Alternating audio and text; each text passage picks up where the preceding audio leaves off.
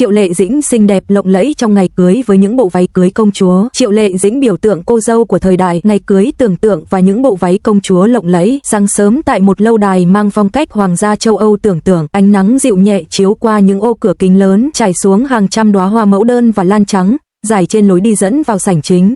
Không gian rộng lớn như một phim trường điện ảnh, nhưng được dựng lên với sự tinh tế tuyệt đối, từ những dải voan trắng bay trong gió đến các bình hoa thủ công đan xen ánh vàng nhạt. Đây là bối cảnh cho đám cưới tưởng tượng biểu tượng thời trang của Triệu Lệ Dĩnh, nơi cô được tôn vinh không chỉ là cô dâu mà là hình tượng cô dâu công chúa hiện đại của thế kỷ 21. Khi Triệu Lệ Dĩnh xuất hiện, từng bước chân đều như được dàn dựng bởi ánh sáng và gió, khiến toàn bộ khách mời và ekip sản xuất phải nín thở. Bộ váy cưới đầu tiên cô mặc một thiết kế hốt cơ chua trắng tinh khôi, lộng lẫy với lớp ren tay dài tỉ mỉ, đường eo thon, phần chân váy xòe rộng mềm mại, bay theo từng nhịp bước. Các chuyên gia thời trang nhận định, đây là bộ váy tượng trưng cho sự thuần khiết và thanh tao, đúng với hình ảnh Triệu Lệ Dĩnh vừa hiện đại, vừa nữ tính. Máy quay lia chậm từ khuôn mặt cô, nơi lớp trang điểm nhẹ nhàng nhưng tinh tế làm nổi bật ánh mắt dịu dàng, làn da sáng mịn và đôi môi hồng tự nhiên. Mỗi cử chỉ của cô đều toát lên sự tự tin, thần thái và quyền lực mềm của một biểu tượng thời trang, khiến mọi chi tiết xung quanh dường như được chiếu sáng bởi chính cô. Bộ váy thứ hai là thiết kế công chúa kinh điển, với chân váy xếp tầng bồng bềnh, đính kết pha lê lấp lánh, phần thân trên ôm sát cơ thể, nhấn vào vòng eo thanh mảnh. Nhà thiết kế một thương hiệu cao cấp châu Âu danh tiếng cho biết, chúng tôi muốn tạo ra một bộ váy không chỉ đẹp về hình thức mà còn kể câu chuyện về cô dâu, về sự tinh tế, thanh lịch và quyền lực tiềm ẩn. Triệu Lệ Dĩnh bước ra, ánh mắt cô liếc nhìn cánh cửa rộng mở, nơi các ống kính, phóng viên và khách mời dõi theo, nhưng cô không hề lúng túng, ngược lại, thần thái của cô tạo ra cảm giác rằng chính cô mới là trung tâm của không gian, mà không phải sự chú ý từ bên ngoài. Một stylist lâu năm của ngành nhận định đó là sự hoàn hảo của sự kết hợp giữa hình thể, thần thái và bộ váy. Không phải ai cũng có thể mặc một bộ váy công chúa mà vẫn toát lên cá tính riêng, và Dĩnh đã làm được. Bộ váy thứ ba được chuẩn bị với mục đích lột tả sự kiêu sa và quyền lực hoàng gia. Thiết kế kết hợp voan tul mỏng, đính hạt và pha lê toàn thân, phần váy xòe rộng như vầng hào quang quanh cô. Khi bước ra sảnh chính, chiếc váy bay theo gió, tạo nên những đường cong và lớp lớp ánh sáng lấp lánh, khiến những người chứng kiến cảm giác như Triệu Lệ Dĩnh vừa bước ra từ câu chuyện cổ tích hiện đại. Ngoài trang phục, các chi tiết phụ trợ cũng được chăm chút kỹ lưỡng. Vương miện nhẹ nhàng trên tóc, hoa cài tóc tươi kết hợp ren và pha lê, cùng giày cao gót mảnh mai nhưng tinh xảo, tất cả tạo thành một tổng thể hoàn hảo, nơi mọi đường nét đều hài hòa với thần thái của cô dâu. Các phóng viên nhận xét rằng, dẫu bạn có từng thấy hàng trăm cô dâu nổi tiếng, nhưng Triệu Lệ Dĩnh trong bộ váy này vẫn vượt trội về sự tinh tế, cân bằng giữa nữ tính và quyền lực, cổ điển và hiện đại. Không gian xung quanh được dàn dựng với ánh sáng vàng nhạt, phản chiếu trên các tấm gương lớn, làm nổi bật từng chi tiết của váy và từng cử chỉ của Triệu Lệ Dĩnh. Âm nhạc nhẹ nhàng, hòa quyện với tiếng bước chân và tiếng cười nhỏ, tạo nên một bức tranh hoàn hảo về sự lộng lẫy, quý phái và thần thái. Mỗi bộ váy không chỉ là trang phục, mà còn là câu chuyện, truyền tải các thông điệp riêng. Bộ váy đầu tiên, sự thuần khiết, tinh khôi. Bộ váy thứ hai, công chúa hiện đại, thanh lịch. Bộ váy thứ ba, quyền lực, kiêu sa, tượng trưng cho sự bước ra của Triệu Lệ Dĩnh như một biểu tượng thời trang toàn cầu.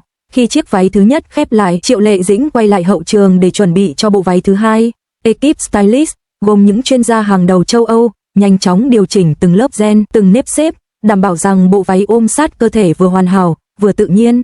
Không gian hậu trường nhộn nhịp nhưng trật tự tuyệt đối, ánh sáng vàng nhạt từ các đèn chiếu tạo ra những đường bóng mềm mại, giúp họ kiểm soát từng chi tiết. Triệu Lệ Dĩnh đứng trước gương lớn, ánh mắt chăm chú quan sát từng đường nét, từng nếp váy. Cô nhẹ nhàng mỉm cười, không hề tỏ vẻ căng thẳng hay ngại ngùng. Một stylist chia sẻ, khác với nhiều cô dâu khác, Dĩnh có bản năng thời trang bẩm sinh. Cô ấy biết cách đứng, cách xoay người, cách mỉm cười để bộ váy tỏa sáng nhất nhưng vẫn giữ thần thái riêng. Bộ váy thứ hai, kiểu công chúa hiện đại, được đưa lên, lớp tul mềm mại bay nhẹ theo nhịp bước. Khi Triệu Lệ Dĩnh bước ra, toàn bộ ánh sáng trong sảnh dường như hướng về cô. Các phóng viên lia máy, ghi hình, và chỉ trong vài giây, những bức ảnh đầu tiên của cô trong bộ váy này đã xuất hiện trên mạng xã hội, lan truyền nhanh chóng. Hashtag thằng Triệu Lệ Dĩnh công chúa ngày cưới lập tức leo lên top trending trên Weibo và Xiaohongshu. Truyền thông quốc tế cũng không nằm ngoài cơn sốt. Harper's Bazaar China, Triệu Lệ Dĩnh chứng minh rằng không chỉ trên màn ảnh, cô ấy cũng là biểu tượng cô dâu hoàn hảo, kết hợp giữa phong cách công chúa và thần thái hiện đại. Vogue China, bộ váy công chúa thứ hai là sự hòa quyện tinh tế giữa kỹ thuật cơ chua châu Âu và nét nữ tính Á Đông. Sina Fashion, trong ngày cưới tưởng tượng này, Dĩnh tỏa sáng đến mức mọi chi tiết xung quanh trở thành phông nền cho cô. Khi chuẩn bị bộ váy thứ ba thiết kế lộng lẫy, kết hợp voan tul và pha lê toàn thân, Triệu Lệ Dĩnh dành vài phút đứng yên, hít thở sâu. Khoảnh khắc này, ekip stylist gọi là giây phút hoàng gia, bởi nó không chỉ là thử váy mà là thể hiện thần thái tối thượng của một biểu tượng thời trang. Khi bước ra sảnh chính, bộ váy xòe rộng đính kết lấp lánh phản chiếu ánh sáng vàng nhạt từ đèn trần, tạo ra hiệu ứng như vầng hào quang quanh cô. Máy quay lia chậm, từng bước chân đều được ghi lại từ sự xoay người duyên dáng đến cách cô nâng tay vuốt nhẹ lớp voan phía sau. Những khách mời tưởng tượng trong đám cưới, từ các nhà thiết kế danh tiếng, stylist đến các ngôi sao khách mời, đều bàng hoàng. Một stylist quốc tế nhận xét không cần filter, không cần chỉnh sửa thần thái của cô ấy đã biến mọi bộ váy thành tác phẩm nghệ thuật sống động. Các chi tiết phụ trợ như vương miện, giày cao gót, hoa cài tóc đều được tính toán tỉ mỉ. Vương miện nhẹ nhàng đặt trên tóc, khéo léo nhấn vào gương mặt thanh thoát. Giày cao gót mảnh mai giúp vóc dáng cô uyển chuyển hơn. Hoa tươi được kết hợp với ren, pha lê, tạo nên tổng thể cân bằng giữa sự lộng lẫy, sang trọng và tinh tế, giúp Triệu Lệ Dĩnh tỏa sáng toàn bộ ngày cưới tưởng tượng. Trong khi đó, hậu trường stylist vẫn âm thầm điều chỉnh từng chi tiết nhỏ nhất, nếp váy, ánh sáng phản chiếu trên pha lê, khoảng cách giữa từng bậc thang bước lên sảnh. Một chuyên gia trang điểm nhận xét cô ấy tự nhiên đến mức bạn không cần nhắc nhở điều gì. Dĩnh biết cách làm chủ cơ thể, ánh mắt và cử chỉ, đó là lý do mọi bộ váy đều sống động. Trên mạng xã hội, các fan bình luận không ngớt, Dĩnh là công chúa bước ra từ giấc mơ, mỗi bộ váy đều là một tuyệt tác, nhưng thần thái cô ấy mới thật sự đáng kinh ngạc. Không cần chỉnh ảnh, không cần filter, vẻ đẹp này là thực tế. Điểm đặc biệt là, mặc dù các bộ váy công chúa lộng lẫy, Triệu Lệ Dĩnh vẫn giữ sự cân bằng giữa quyền lực và nữ tính, giữa hoàng gia và hiện đại. Phong cách thời trang này không chỉ tạo ra hiệu ứng hình ảnh mà còn truyền tải thông điệp về cô dâu hoàn hảo, tự tin, thanh lịch, sang trọng và thần thái vượt thời gian. Những khoảnh khắc cô bước qua sảnh chính, với từng bộ váy, từng nụ cười, từng cử chỉ, không chỉ là một màn trình diễn thời trang, mà còn là câu chuyện về một biểu tượng sắc đẹp nơi thần thái, trang phục và ánh sáng hòa quyện tạo nên trải nghiệm thị giác và cảm xúc hoàn hảo. Khi buổi lễ tiến dần đến cao trào, Triệu Lệ Dĩnh thay bộ váy thứ tư, một thiết kế kết hợp cổ điển và hiện đại, tông màu sâm panh ánh vàng nhẹ với lớp voan xếp tầng tinh xảo và đường đính pha lê tinh tế trải dọc từ vai xuống chân váy. Bộ váy này được ekip stylist gọi là dáng hoàng gia hiện đại, nhằm tôn lên sự cân đối, thanh thoát của cô dâu, nhưng vẫn giữ nét quý phái như công chúa bước ra từ lâu đài. Khi Dĩnh bước ra sảnh chính, ánh sáng từ các cửa sổ cao chiếu xuống lớp voan mỏng, tạo nên hiệu ứng ánh sáng lấp lánh, như những vì sao nhỏ rơi xuống theo từng bước chân cô. Mỗi chi tiết đều được tính toán, ánh sáng, khoảng cách bước chân, cách xoay người, cách cô nhìn xuống, cách cô mỉm cười, tất cả tạo nên một tổng thể hoàn hảo, nơi bộ váy và thần thái hòa làm một. Các phóng viên từ CNN, Reuters, Vogue, Harper's Bazaar đều chụp liên tiếp. Những bức ảnh đầu tiên lập tức xuất hiện trên mạng xã hội toàn cầu, khiến hashtag thăng PRINCESSZAOLIDING leo lên top trending chỉ trong vài phút. Nhiều chuyên gia thời trang bình luận đây không chỉ là một bộ váy cưới, mà là tác phẩm nghệ thuật sống.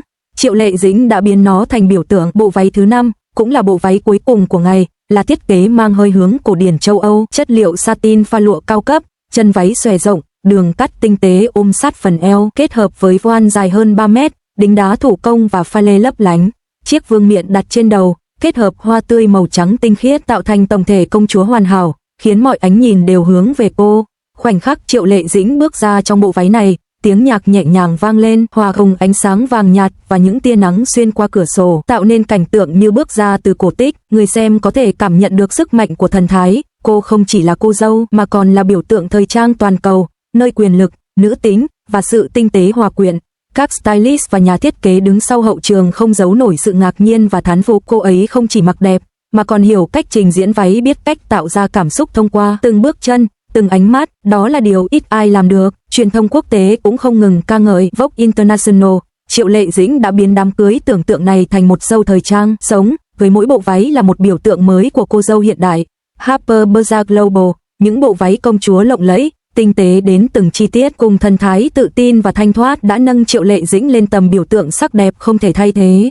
Sina Fashion, cô ấy là sự kết hợp hoàn hảo giữa truyền thống và hiện đại, giữa nữ tính và quyền lực, giữa cổ điển và haute couture. Hậu trường ghi lại những khoảnh khắc ít người thấy, khi cô di chuyển giữa các bộ váy, các stylist nhẹ nhàng chỉnh từng nếp voan, từng lớp ren, còn Triệu Lệ Dĩnh luôn giữ nụ cười dịu dàng nhưng kiêu hãnh, ánh mắt lấp lánh niềm vui và sự tự tin. Các chi tiết tưởng như nhỏ nhất, cách cô nhấc váy khi bước lên bậc thang, cách cô xoay nhẹ để phần chân váy bay, cách cô ngước mắt nhìn khán phòng đều được tính toán tỉ mỉ để mỗi khoảnh khắc đều trở thành hình ảnh biểu tượng. Đối với truyền thông và khán giả toàn cầu, những bức ảnh và video từ khoảnh khắc này được lan truyền chóng mặt. Các bình luận ca ngợi không ngớt cô ấy là công chúa của thời đại mới, không phải chỉ là đẹp, mà còn thần thái tuyệt đối, ánh mắt quyền lực mà dịu dàng. Mỗi bước chân, mỗi cử chỉ đều là một tác phẩm nghệ thuật sống, không chỉ là thời trang, mỗi bộ váy và thần thái của Triệu Lệ Dĩnh còn kể câu chuyện về sự hoàn hảo trong ngày cưới tưởng tượng, nơi cô dâu vừa là trung tâm của mọi ánh nhìn, vừa là biểu tượng của sắc đẹp, thanh lịch và quyền lực.